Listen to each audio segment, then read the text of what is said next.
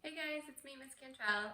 I thought I'd read another chapter to you guys while I'm wearing my Ravenclaw sweatshirt. I got it a few years ago when I went down to Harry Potter World with my mom. I went to visit her while she was in Florida, so that's the house that I belong to. I'm super curious what houses you think you would fit in with. I know Mr. Frank and I were discussing today what house he would be in. He thinks he'd be Gryffindor. I think he's more of a Hufflepuff. So let me know what you think for each of us and what you think for yourself. All right. So Miss Nurse Wiggins, she read chapter 4 yesterday. She did such a nice job with it. Oh, I was so impressed. So I'll try and do just as nice of a job, and I'm going to read chapter 5, which is not the Keeper of the Keys. That's what Nurse Wiggins read yesterday. She did a fabulous job. I'm reading chapter 5, Diagon Alley. Oh, this one's a good one, if I remember correctly. Let me hold up the book. Make sure you guys can all see it. It looks like it's visible in my watch. Try and hold it close for you guys. All right. Oh, I kind of need my glasses. Oh, sorry. Tried to give you guys a different look as if I was wearing contacts, but I'm not, so couldn't see far away. My bad. All right, here we go. Take 2. Harry woke early the next morning, although he could tell it was daylight. He'd kept his eyes shut tight. It was a dream, he told himself firmly. I dreamed a giant called Hagrid came to tell me I was going to a school for wizards. When I open my eyes, I'll be at home in my cupboard. There was suddenly a loud tapping noise. And there's Aunt Petunia knocking on the door, Harry thought, his heart sinking. But he still didn't dare open his eyes. It had been such a good dream. Tap, tap, tap. All right, Harry mumbled. I'm getting up. He sat up, and Hagrid's heavy coat fell off of him. The hut was full of sunlight, and the storm was over. Hagrid himself was asleep on the collapsed sofa, and there was an owl rapping its claw on the window, a newspaper held in its beak. Harry scrambled over his feet, so happy. He felt as though a large balloon was swelling inside of him. He went straight to the window and jerked it open. The owl swooped in and dropped the newspaper on top of Hagrid, who didn't wake up. The owl then fluttered on the floor and began to attack Hagrid's coat. Hey, don't do that! Harry tried to wave the owl out of the way, but it snapped its beak fiercely at him and carried the savaging coat. Hagrid, said Harry loudly, there's an owl. Pay him, Hagrid grunted into the sofa. What? He wants paying for delivering the paper. Look in the pockets. Hagrid's coat seemed to be made of nothing but pockets. Bunches of keys, slug pellets, balls of string, mint humbugs, tea bags. Finally, Harry pulled out a handful of strange-looking coins. Give him 5 nuts, said Hagrid sleepily. Nuts? The little bronze ones. Harry counted out 5 little bronze coins, and then the owl held out its leg so he could put the money into a small leather pouch tied to it. Then it flew off through the open window. Hagrid yawned loudly and sat up and stretched. Oh, best be off, Harry. Lots to do today. Gotta get up to London and buy all your stuff for school. Harry was turning over the wizard coins and looking at them. He had just thought of something which made him feel as though the happy balloon inside him had got a puncture. Hagrid? Said Hagrid, who was pulling on his huge boots. I haven't got any money. And you heard Uncle Vernon last night. He won't pay for me to go and learn magic. Oh, don't worry about that, said Hagrid, standing up and scratching his head. Do you think your parents didn't leave you anything? But if their house was destroyed, they didn't keep their gold in the house, boy. Not. First stop for us is Gringotts. It's a wizard's bank. They have a sausage there And have a sausage. They're not too bad cold. And I wouldn't say no to a bit of your birthday cake, neither. Wizards have banks? Just the one, Gringotts, run by goblins. Harry dropped the bit of sausage he was holding. Goblins? Yeah, so you'd be mad to try and rob it. I'll tell you that.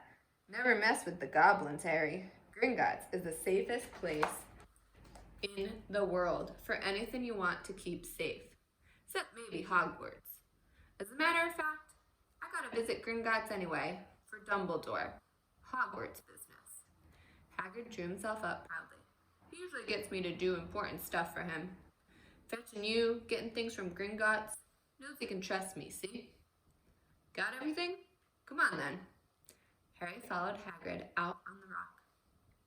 The sky was quite clear now, and the sea gleamed in the sunlight. The boat Uncle Vernon had hired was still there, with a lot of water in the bottom after the storm. How did you get here? Harry asked, looking around for another boat. Flew, said Hagrid. Flew? Yeah, but we'll go back in this. I'm not supposed to use magic now that I've got you. They settled down in the boat, Harry still staring at Hagrid, trying to imagine him flying. Seems a shame to row, though, said Hagrid, giving Harry another one of his sideways looks. If I was to, speed things up a bit, would you mind not mentioning it at Hogwarts? Of course not, said Harry, eager to see more magic. Hagrid pulled out the pink umbrella again, tapped it twice on the side of the boat, and they sped off towards land. Why would you be mad to try and rob Gringotts? Harry asked. Spells, enchantments, said Hagrid, unfolding his newspaper as he spoke. They say there's dragons guarding the high security vaults. And then you gotta figure your way. Gringotts, it's hundreds of miles under London. See, deep under the underground. You'd die of hunger trying to get out, even if you did manage to get your hands on something. Harry sat and thought about this while Hagrid read the newspaper, the Daily Prophet. Harry had learnt from Uncle Vernon that people liked to be left alone while they did this, but it was very difficult. He never had so many questions in his life. Ministry of Magic, messing things up as usual, Hagrid muttered, turning the page. There's a Ministry of Magic? Harry asked before he could stop himself. Of course, said Hagrid. They wanted Dumbledore for minister, of course, but he'd never lead Hogwarts. So, old Cornelius Fudge got the job. Bungler, if there ever was one. So he pelts Dumbledore with owls every morning, asking for advice.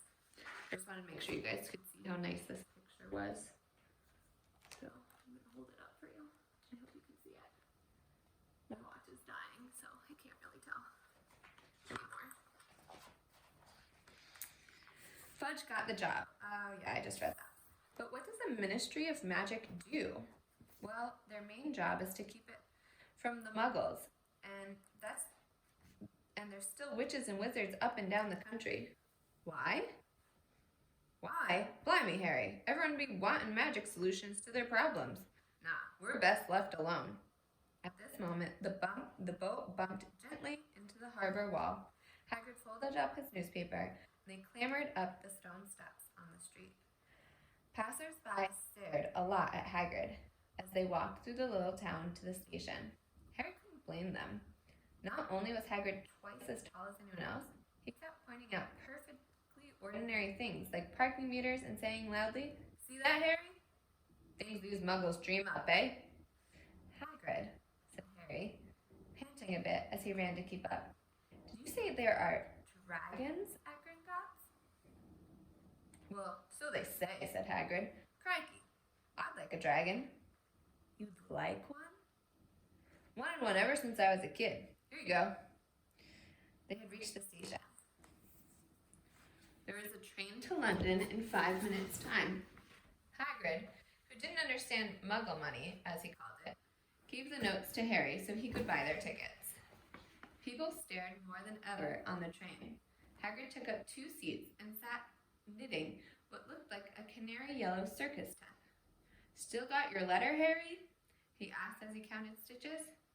Harry took the parchment envelope out of his pocket. Good, said Hagrid. There's a list in there of everything you need. Harry unfolded the second piece of paper he hadn't noticed the night before and read, Hogwarts School of Witchcraft and Wizardry. Uniform. First-year students will require 1. 3 sets of plain work robes, black. 2. 1 plain pointed hat, black for day wear. 3. 1 pair of protective gloves, dragon hide or similar. 4. 1 winter cloak, black with silver fastenings. Please note that all pupils' clothes should carry name tags. Set books. All students should have a copy of each of the following. The Standard Book of Spells, Grade 1, by Miranda Cawshaw. A History of Magic by Bathilda Bagshot. Magical Theory by Aldebert Walfling. A Beginner's Guide to Transfiguration by Emmerich Switch. 1000 Magical Herbs and Fungi by Philida Spore. Magical Drafts and Potions by Arsenius Jigger. Fantastic Beasts and Where to Find Them by Newt Salamander. The Dark Forces, A Guide to Self-Protection by Quentin Trimble. Other equipment. 1 wand, 1 cauldron, pewter, standard size 2. 1 set glass or crystal phials. 1 telescope, 1 brass scale.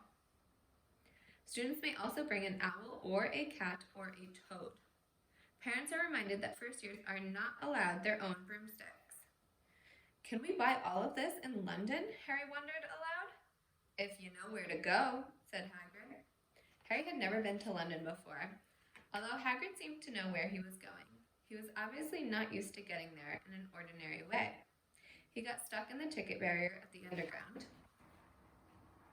and complained loudly that the seats were too small and the trains too slow. There's a new picture, so I'll turn the book and let you guys see. Right. I don't know how the Muggles manage without magic, he said, as they climbed a broken-down escalator, which led up to a bustling road lined with shops. Hagrid was so huge that he parted the crowd easily. All Harry had to do was keep up close behind him. They passed bookshops and music stores, hamburger bars and cinemas, but nowhere that looked as if it could sell you a magic wand. This was just an ordinary street full of ordinary people. Could there really be piles of wizard gold buried miles beneath them? Were there really shops that sold spellbooks and broomsticks? Might this not be all some huge joke that the Dursleys had cooked up? If Harry hadn't known that the Dursleys had no sense of humor, he might have thought so. Yet somehow, even though everything Hagrid had told him so far was unbelievable, Harry couldn't help trusting him. This is it, said Hagrid, coming to a halt. The Leaky Cauldron. It's a famous place. It was a tiny, grubby-looking pub. If Hagrid hadn't pointed it out, Harry wouldn't have even noticed it was there. The people hurrying by didn't glance at it. Their eyes slid from the big bookshop on one side to the record shop on the other, as if they couldn't see the Leaky Cauldron at all. In fact, Harry had the most peculiar feeling that only he and Hagrid could see it. Before he could mention this, Hagrid had steered him inside. For a famous place, it was very dark and shabby. A few old women were sitting on a corner drinking tiny glasses of sherry. One of them was smoking a long pipe. A little man in a top hat was talking to the old barman, who was quite bald and looked like a gummy walnut. The low buzz of chatter stopped when they walked in. Everyone seemed to know Hagrid. They waved and smiled at him, and the barman reached for a glass, saying, "The usual, Hagrid?" "Can't, Tom. I'm on Hogwarts business," said Hagrid, clapping his great hand on Harry's shoulder, making Harry's knees buckle. "Good Lord," said the barman, peering at him. Can this be? The Leaky Cauldron had suddenly gone completely still and silent. "Bless my soul," whispered the old barman. "Harry Potter, what an honor."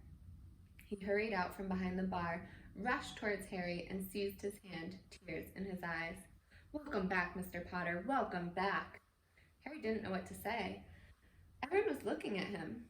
The old woman with the pipe was puffing on it without realizing it had gone out. Hagrid was beaming. Then there was a great scraping of chairs, and next moment Harry found himself shaking hands with everyone in the leaky cauldron. Doris Crockford, Mr. Potter. Can't believe I'm meeting you at last. So proud, Mr. Potter. I'm just so proud. Always wanted to shake your hand. I'm all aflutter. Delighted, Mr. Potter. Just can't tell you. Dingle's the name. Daedalus Dingle. I've seen you before, said Harry, as Daedalus Dingle's top hat fell off in his excitement. You bowed to me once at a shop. He remembers, cried Daedalus Dingle, looking around at everyone. Did you hear that? He remembers me. Harry shook hands again and again. Doris Crockford kept coming back for more. A pale young man made his way forward, very nervously. One of his eyes was twitching. Ah, Professor Quirrell, said Hagrid. Harry, Professor Quirrell will be one of your teachers at Hogwarts. Potter, stammered Professor Quirrell, grasping Harry's hand. Can't tell you how pleased I am to meet you. What sort of magic do you teach, Professor Quirrell? Defense against the arc arts, muttered Professor Quirrell, as though he'd rather not think about it. Not that you need it, Potter. He laughed nervously. You'll be getting all your equipment, I suppose. I've got to pick up a new book on vampires myself. He looked terrified at the very thought. But the others wouldn't let Professor Quirrell keep Harry to himself. It took almost 10 minutes to get away from them all. At last, Hagrid managed to make himself heard over the babble. Must get on, lots to buy. Come on, Harry. Doris Crockford shook Harry's hand one last time, and Hagrid led them through the bar and out onto a small walled courtyard, where there was nothing but a dustbin and a few weeds. Hagrid grinned at Harry. Told you, didn't I? Told you you was famous. Even Professor Quirrell was trembling to meet you. Mind you, he's usually trembling. Is he always that nervous? Oh yeah, poor bloke, brilliant mind. He was fine while he was studying out of books, but then he took a year off to get some first-hand experience. They say he met vampires in the Black Forest. There's a nasty bit of trouble with a... Never been the same since. Scared of the students, scared of his own subject now. Where's me umbrella? Vampires? Hags? Harry's head was swimming. Hagrid, meanwhile, was counting bricks on the wall above the dustbin. 3 up, 2 across, right? Stand back, Harry. He tapped the wall 3 times with the point of his umbrella. The brick he had touched quivered. It wiggled in the middle, a small hole appearing. It grew wider and wider. A second later, they were facing an archway large enough even for Hagrid, an archway onto a cobbled street which twisted and turned out of sight. Welcome, said Hagrid, to Diagon Alley. He grinned at Harry's amazement. They stepped through the archway. Harry looked quickly over his shoulder, and he saw the archway shrink instantly back into the solid wall.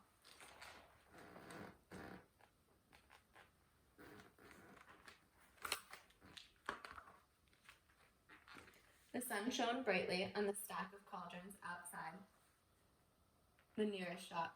Cauldrons, all sizes, copper, brass, pewter, silver, self-stirring, collapsible, said a sign hanging over them. Yeah, you'll be needing one, said Hagrid, but we gotta get your money first. Harry wished he had about 8 more eyes. He turned his head in every direction as they walked up the street, trying to look at everything at once. The shops, things outside of them, the people doing their shopping. A plump woman outside an apothecary's was shaking her head as they passed, saying, "Dragon liver, 16 sickles an ounce? They're mad." A low, soft shooting came from the dark shop, with a sign saying, "Earlops Owl Emporium, Tawny Screech, Barn, Brown, and Snowy." Several boys of about Harry's age had their noses pressed against the window, with broomsticks in it. "Look," Harry heard one of them say, "the new Nimbus 2000, fastest ever." There were shops selling robes, shops selling telescopes, and strange silver instruments. Harry had never seen before. Windows stacked with barrels of bat spleens and eel's eyes, tottering piles of spell books, quills, and rolls of parchment, potion bottles, globes of the moon. Gringotts, said Hagrid. They had reached a snowy white building, which towered over the other little shops. Standing beside the burnished bronze doors, wearing a uniform of scarlet and gold, was, "Yeah, that's a goblin," said Hagrid quietly, as they walked up to the white stone steps towards him. The goblin was about a head shorter than Harry. He had swarthy, clever face, a pointed beard, and Harry noticed very long fingers and feet.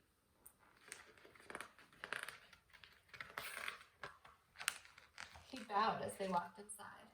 Now they were facing a second pair of doors, silver this time, with words engraved upon them. "Enter, stranger, but take heed of what awaits the sin of greed. For those who take but do not earn must pay most dearly in their turn. So if you seek beneath our floors a treasure that was never yours, thief, you have been warned, beware of finding more than treasure there."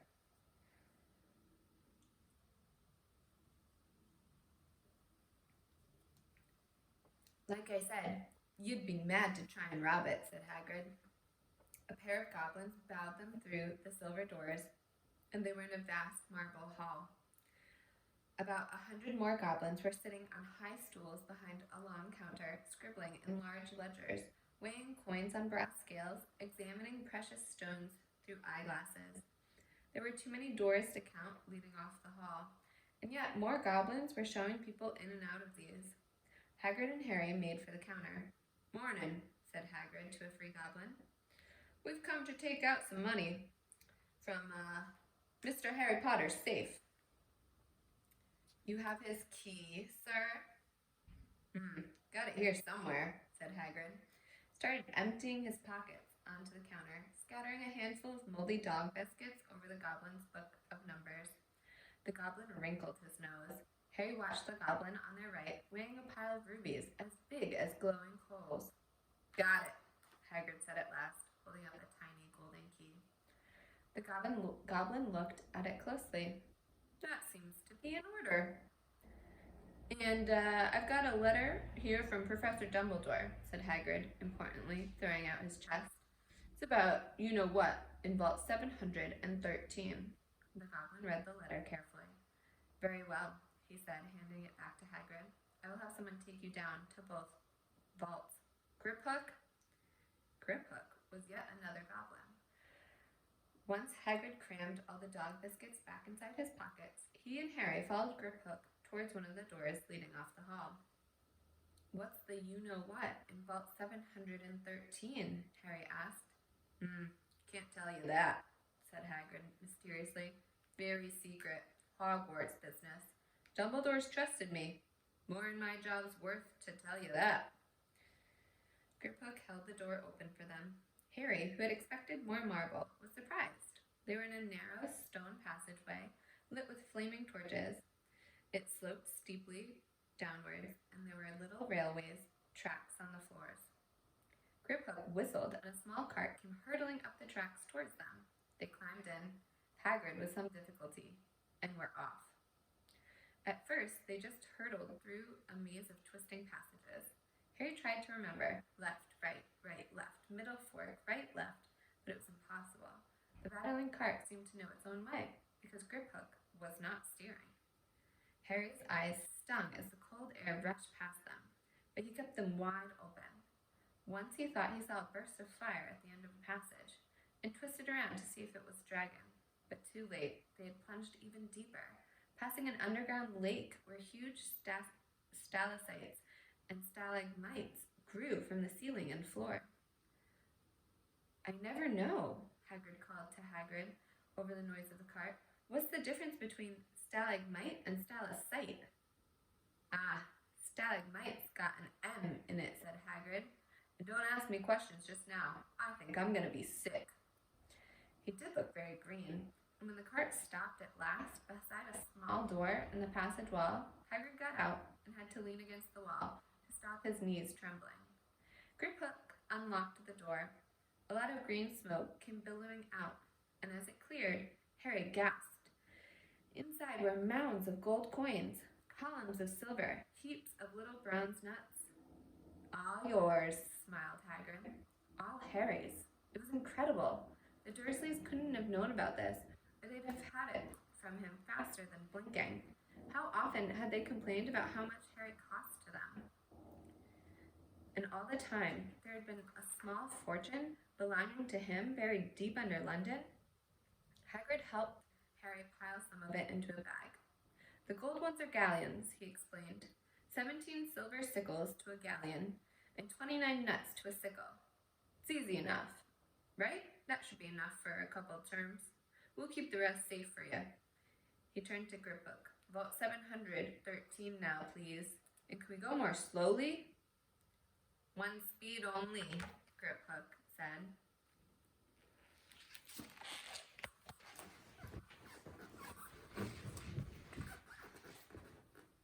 They were going even deeper now and gathering speed.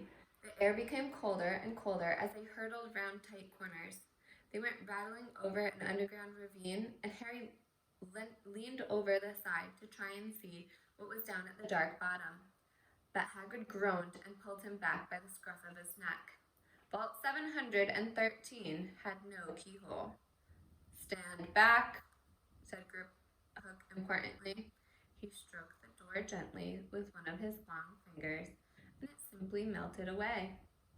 If anyone but a Gringotts goblin tried that, they'd be sucked through the door and trapped in there, said Griphook. How often do you check to see if anyone's inside? Harry asked. About once every 10 years, said Griphook, with a rather nasty grin. Something really extraordinary had to be hid inside this top security vault, Harry was sure, and he leaned forward eagerly, expecting to see fabulous jewels, or at the very least. But the first thing he thought was it was empty. Then he noticed a grubby little package wrapped up in brown paper lying on the floor. Hagrid picked it up and tucked it deeply inside his coat. Harry longed to know what it was, but he knew better than to ask. Come on back in this infernal cart and don't talk to me on the way back. It's best if I keep one mouth shut, said Hagrid. One wild cart ride later, they stood blinking in the sunlight outside of Gringotts. Harry didn't know where to run first now that he had a bag full of money. He didn't have to know how many galleons there were to a pound to know that he was holding more money than he'd ever had in his whole life. More money than even Dudley had ever had. Might as well get your uniform, said Hagrid, nodding towards Madame Malkin's robes for all occasions. Listen, Harry, would you mind if I slipped off to pick me up, something in the leaky cauldron? I hate them Gringotts carts. He still looked a little bit sick, so Harry entered Madame Malkin's shop alone, feeling a little nervous. Madame Malkin was a squat, smiling witch dressed in all mauve. Hogwarts, dear, she said when Harry started to speak. Got the lot here, another young man being fitted up just now. In fact, in the back of the shop, a boy with pale white, pointed face was standing on a footstool, while a second witch pinned up his long black robes. Madame Malkin stood Harry on a stool next to him, slipped a long robe over his head, and began to pin it to the right length. Hello, said the boy. Hogwarts too? Yes, said Harry. My father's next door buying my books, and mother's up the street looking at wands, said the boy. He had a bored, drawing voice. Then I'm going to drag them off and to look at racing brooms. I don't see why first years can't have their own. I think I'll bully father into getting me one, and I'll smuggle it in somehow. Harry was strongly reminded of Dudley in that moment. Have you got your own broom? The boy went on. No, said Harry. Play Quidditch at all? No, Harry said again, wondering what on earth Quidditch could be. I do. Father says it's a crime if I'm not picked to play for my house, And I must say, I agree. Know what house you'll be in yet? No, said Harry, feeling more stupid by the minute. Well, no one really knows until they get there, do they? But I know I'll be in Slytherin. All of our family have been. Imagine being in Hufflepuff. I think I'd leave, wouldn't you? Said Harry, wishing he could say something a bit more interesting. I say, look at that man, said the boy suddenly, nodding towards the front window. Hagrid was standing there, grinning at Harry and pointing at 2 large ice creams to show he couldn't come in. Oh, that's Hagrid, said Harry, pleased to know something the boy didn't. He works at Hogwarts. Oh, said the boy. I've heard of him. He's a sort of servant, isn't he? He's the gamekeeper, said Harry. He was liking the boy less and less every second. Yes, exactly. I heard he's sort of a savage, lives in a hut on the school grounds, and every now and then he gets drunk, tries to do magic, and ends up setting his beard on fire. Well, I think he's brilliant, said Harry coldly. Do you? Said the boy with a slight sneer. Why is he with you? Where are your parents? They're dead, said Harry shortly. He didn't feel like going much into the matter with this boy. Oh, sorry, said the other, not sounding sorry at all. But they were our kind, weren't they? They were a witch and wizard, if that's what you mean. I really don't think they should let the other sort in, do you? They're just not the same. They've never been brought up to know our ways. Some of them have never even heard of Hogwarts until they get the letter. Imagine. I think they should keep it in the old wizarding families. What's your surname, anyway? But before Harry could answer, Madame Malkin said, That's you. Done, my dear. And Harry, not sorry for an excuse to stop talking to the boy, hopped down from the footstool. Well, I'll see you at Hogwarts, I suppose, he said to the boring boy. Harry was rather quiet as he ate the ice cream Hagrid had brought him. Chocolate and raspberry with chopped nuts. What's up? Said Hagrid. Nothing, Harry lied. They stopped to buy parchment and quills. Harry cheered up a bit when he found a bottle of ink that changed colors as you wrote. When they had left the shop, he said, Hagrid, what's Quidditch? Blimey, Harry, I've forgotten. I keep forgetting. How little you know. Not knowing about Quidditch? Huh. Don't make me feel worse, said Harry. He told Hagrid about the pale boy in Madame Malkin's. And he said people from Muggle families shouldn't even be allowed in. Well, you're not from a Muggle family.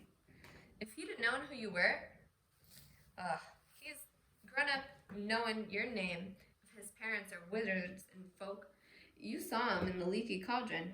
Anyway, what does he know about it? Some of the best wizards and witches I ever saw were the ones with magic in them, and a long line of muggles. Look at your mom. Look what she had for a sister. Okay, so what is Quidditch?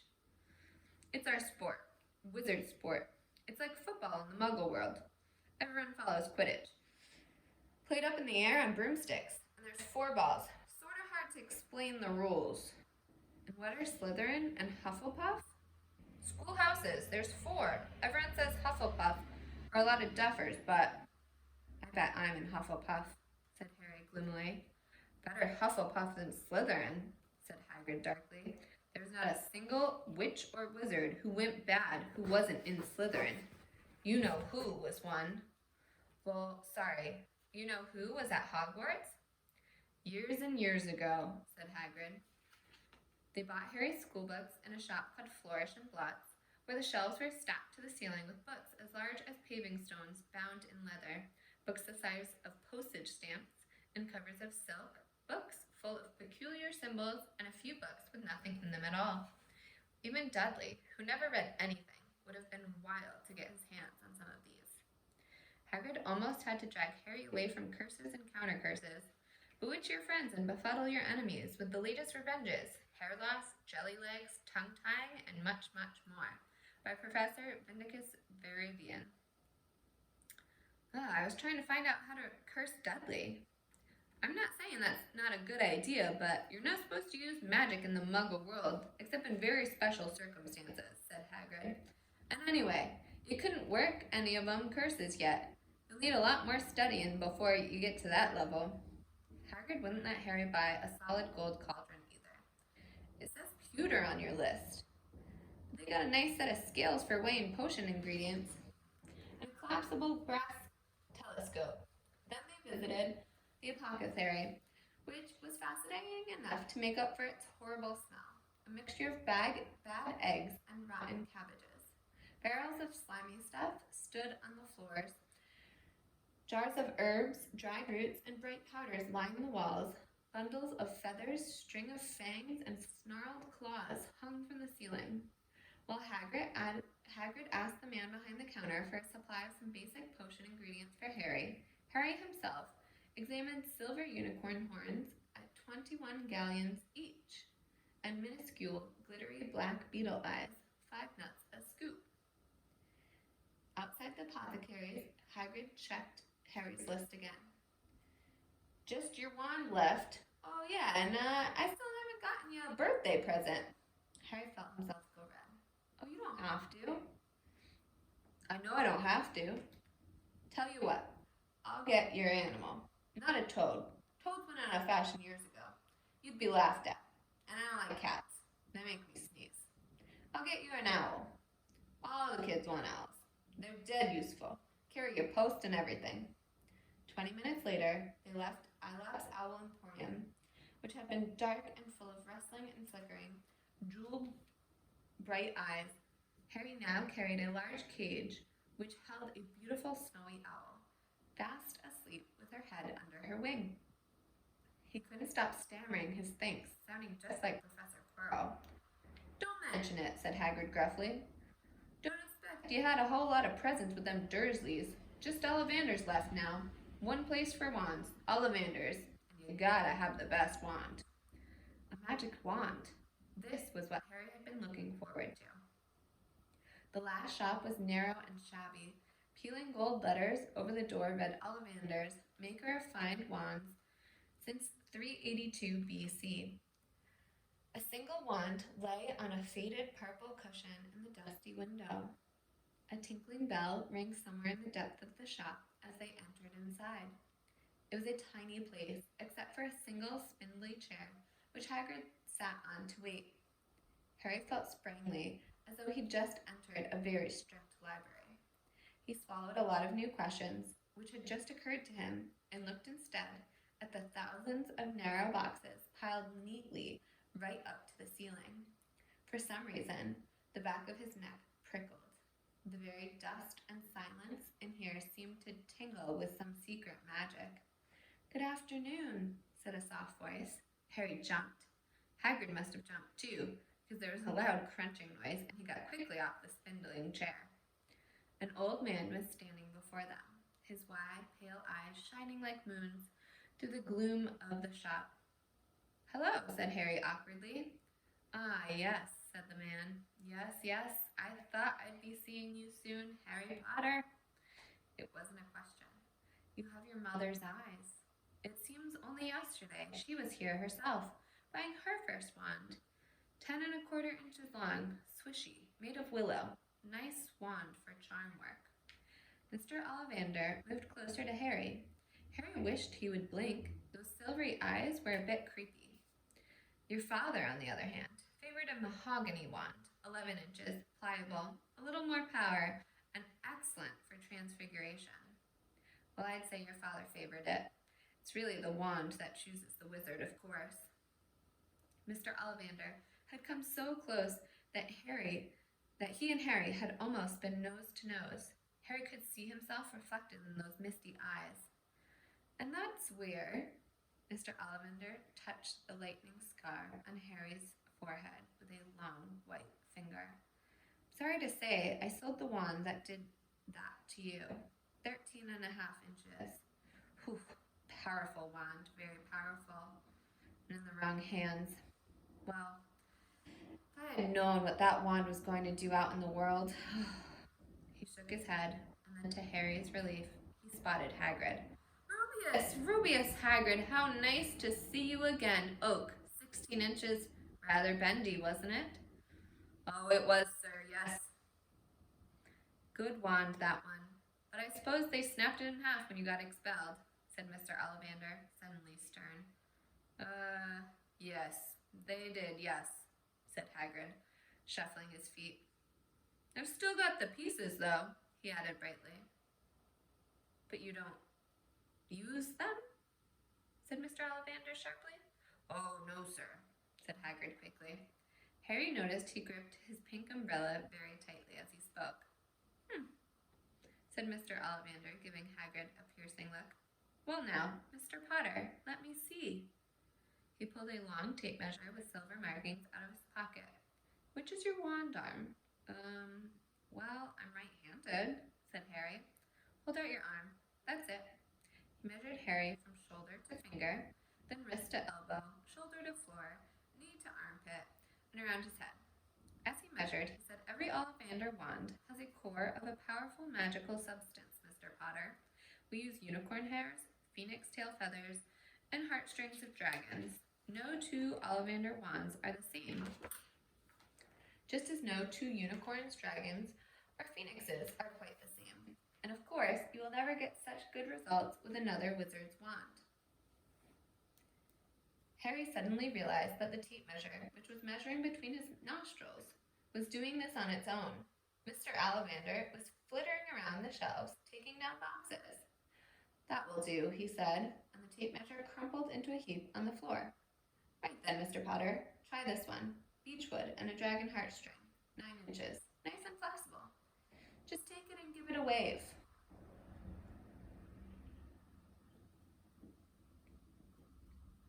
Harry took the wand and, feeling foolish, waved it around a bit, but Mr. Ollivander snatched it out of his hand almost at once. Maple and phoenix feather, 7 inches. Quite whippy. Try. Harry tried, but as he hardly raised the wand when it, too, was snatched back by Mr. Ollivander. No. Here. Ebony and unicorn hair. 8.5 inches. Springy. Go on. Try it out. Harry tried and tried, but he had no idea what Mr. Ollivander was waiting for. The pile of tried wands was mounting higher and higher on the spindly chair, but the more wands Mr. Ollivander pulled from the shelves, the happier he seemed to become. Tricky customer, eh? Not to worry, we'll find the perfect match here somewhere. I wonder. Now, yes, why not? Unusual combination. Holly and phoenix feather. 11 inches, nice and supple. Harry took the wand. He felt a sudden warmth in his fingers. He raised the wand above his head, brought it swishing down to the dusty air, and a stream of red and gold sparks shot from the end like a firework, throwing dancing spots of light on the wall. Hagrid whooped and clapped, and Mr. Ollivander cried, "Oh, bravo! Yes, indeed, very good. Well, how curious! How very curious!" He put Harry's wand back into its box and wrapped it in brown paper, still muttering, "Curious. Oh, so curious." "Sorry," said Harry, "but what's curious?" Mr. Ollivander fixed Harry with his pale stare. "I remember every wand I've ever sold, Mr. Potter. Every single wand. It so happens that the phoenix, whose tail feather is in your wand, gave another feather. Just one other. It is very curious indeed that you should be destined for this wand, when its brother gave you that scar." Harry swallowed. Yes, 13.5 inches. Curious indeed how these things happened. The wand chooses the wizard. Remember? I think we must expect great things from you, Mr. Potter. After all, he who must not be named did great things. Terrible, yes, but great. Harry shivered. He wasn't sure he liked Mr. Ollivander too much. He paid 7 gold galleons for his wand, and Mr. Ollivander bowed them from his shop. The late afternoon sun hung low in the sky as Harry and Hagrid made their way back down Diagon Alley, back through the wall, back through the leafy cauldron, and now empty. Harry didn't speak at all as they walked down the road. He couldn't even notice how much people were gaping at them on the underground, laden as they were with all their funny-shaped packages, with the sleeping snowy owl on Harry's lap. Up another escalator, out into Paddington Station. Harry only realized where they were when Hagrid tapped him on the shoulder. "Got time for a bite to eat before your train leaves?" he said. He bought Harry a hamburger, and they sat down on plastic seats to eat them. Harry kept looking around. Everything looked so strange somehow. "You all right, Harry? You're very quiet," said Hagrid. Harry wasn't sure he could explain. He just had the best birthday of his life, and yet he chewed his hamburger, trying to find the words. "Everyone thinks I'm special," he said at last. "All those people in the leaky cauldron, Professor Quirrell, Mr. Ollivander, but I don't know anything about magic at all. How can they expect great things? I'm famous, and I can't even remember what I'm famous for. I don't know what happened with the night my parents died." Hagrid leaned across the table. Behind the wild beard and eyebrows, he wore a very kind smile. "Don't you worry, Harry. You'll learn fast enough. Everyone starts at the beginning at Hogwarts. You'll be just fine. Just be yourself. I know it's hard. You've been singled out, and that's always hard. But you'll have a great time at Hogwarts. I did. Still do, as a matter of fact."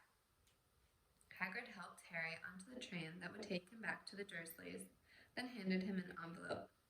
"Your ticket for Hogwarts," he said. "1st of September, King's Cross.